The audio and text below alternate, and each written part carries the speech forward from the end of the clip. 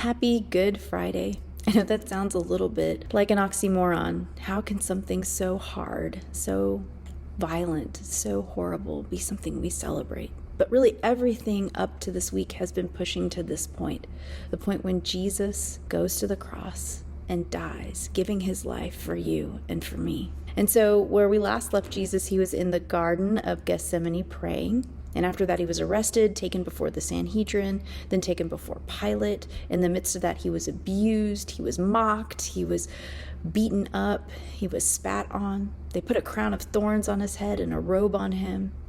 They taunted him. And then they marched him to Golgotha, the place of the skull. And that's where we're going to pick up the story in Luke 23. We're going to start with verse 32. Jesus is already on the hill, and he's with two other people that he's going to be executed with. Two other men, both criminals, were also led out with him to be executed. When they came to the place called the Skull, they crucified him there, along with the criminals, one on his right and the other on his left. Jesus said, "Father, forgive them, for they do not know what they are doing." It's kind of amazing that even in the midst of being in horrible pain, of being ridiculed, of being shamed, Jesus has us on his mind. He wants us to be forgiven. He goes before the Father and asks for God to forgive us right then and there. And this is what the power of a united relationship with God does for us. It allows us to do things like radically forgive those who hurt us. Even when they are in the wrong, we can let go and let God navigate that.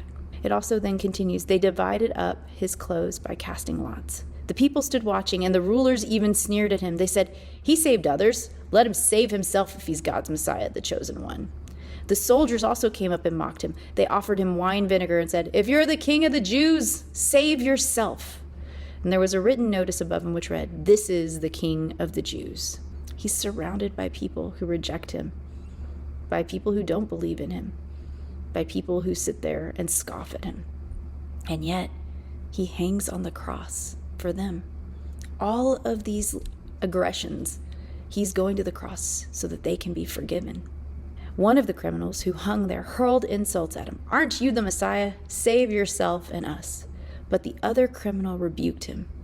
"Don't you fear God?" he said. "Since you are under the same sentence, we are punished justly, for we are getting what our deeds deserve. But this man has done nothing wrong." This criminal, this person who identifies with what he did, he knows that there is justice here. He knows that his crime and the punishment are one. It's right. And he's sitting there rebuking the other guy, saying, "Why would you do this? Don't you honor God? Don't you respect God? Don't you realize what's happening here? It is truly something unique. This isn't fair. This isn't right." And he recognizes Jesus for who he is. He recognizes Jesus for the fact that he's innocent. He recognizes Jesus for the fact that Jesus has something that he doesn't have. Jesus is righteous. And Jesus' response is pretty amazing when you look at it. Jesus answered him, "Truly, I tell you today, you will be with me in paradise." Jesus turns to this criminal and grants him forgiveness because this criminal recognizes his need for God. He recognizes who Jesus is, and he knows he doesn't have anything that he can do to justify himself. And Jesus says, "You have faith. That's all I'm asking." We are like those criminals.